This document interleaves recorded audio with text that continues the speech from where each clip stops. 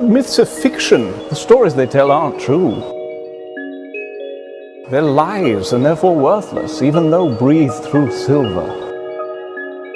They're just beautiful lies. You can't seriously believe in fairy tales. Oh, Jack, myths are not lies. In fact, they're the very opposite of a lie. Myths convey the essential truth, the primal reality of life itself. Go on.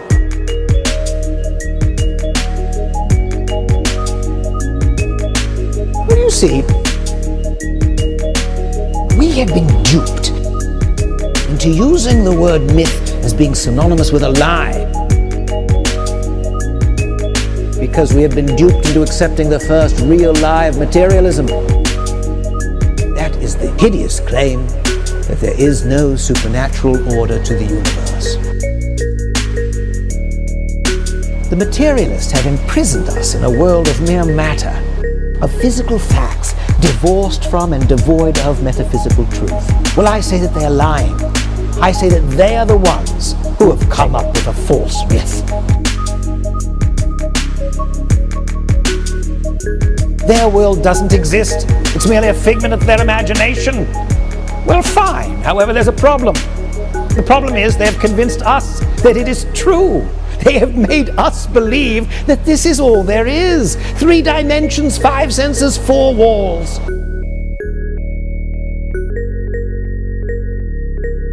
Isn't it?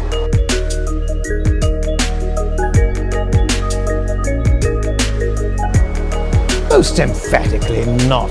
Jack, the 4 walls of materialism are the 4 walls of a prison, and the materialists are our jailers. Don't you see?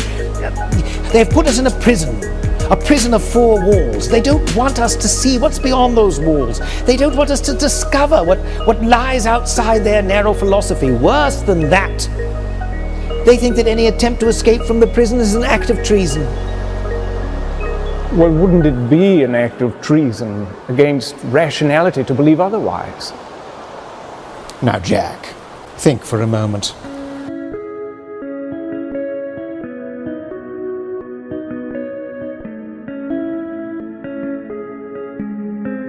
Think for a moment.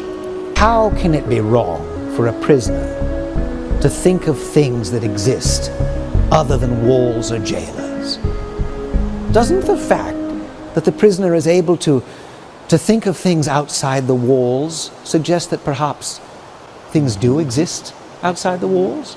After all, if the prison really is all there is, how are we able to picture things that exist beyond the prison?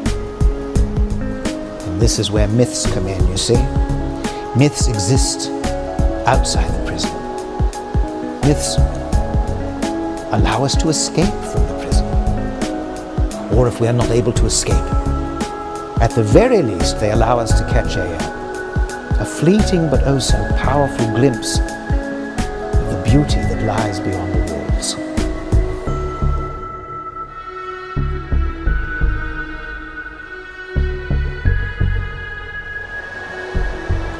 But what is it that we're meant to be glimpsing? Well, don't you see? The truth, Jack. Myths show us a fleeting glimpse of truth itself. Truth. Truth. What on earth is this truth that you're talking about?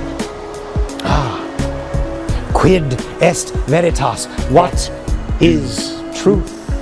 I'm glad to see that you've entered into the spirit of the myth, Jack. You've just cast yourself into the role of Pilate. Pilate? Oh, I see.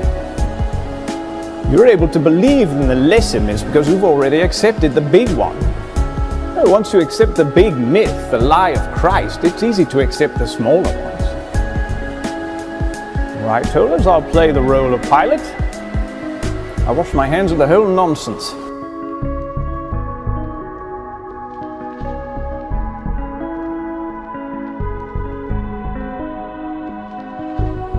Well, Jack, you may be able to wash your hands, but your mind is still muddied. You're not thinking clearly at all, old chap. You're acting as if myths are mere arbitrary inventions of fiction, as if we pulled them out of thin air But what you don't understand is that we make things by the law in which we are made. We create because we are created. Creativity, imagination is God's imageness in us.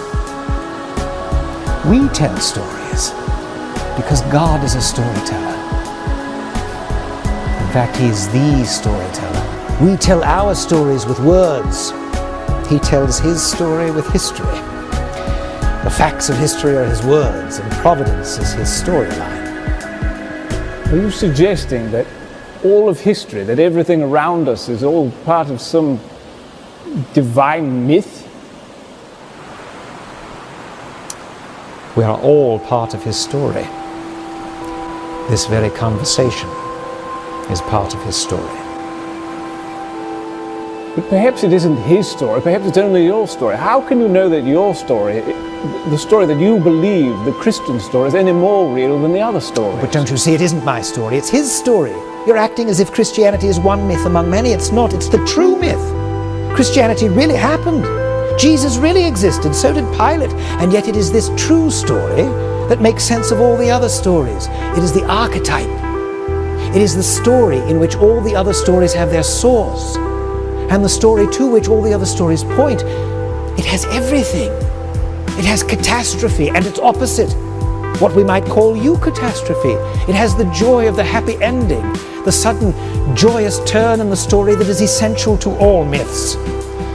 It has to a sublime degree this joy of deliverance, this evangelium, this fleeting glimpse of the real joy, to which all other joys are but a distant echo. Tell us, what did you mean by catastrophe and eucatastrophe? Well, for example, it has the catastrophe of the fall and the eucatastrophe of the redemption. It has the catastrophe of the crucifixion and the eucatastrophe of the resurrection. It has everything man's heart desires, because it is being told by the one who is the fulfillment of desire itself. It is a story that begins and ends in joy. But just because a story brings joy, it doesn't necessarily follow that it's true. There are many joyful myths. They all seem rather flimsy to me and ring rather false. And yet this story has the inner consistency of reality. There is no tale ever told that men would rather find was true, and none which so many skeptical men have accepted as true on its own merits. Perhaps it's just a very well-written artifice. This story has the supremely convincing tone of primary art, not fiction, but of creation. And to reject this leads either to darkness or to wrath. And in my own life, it has led me from darkness to light.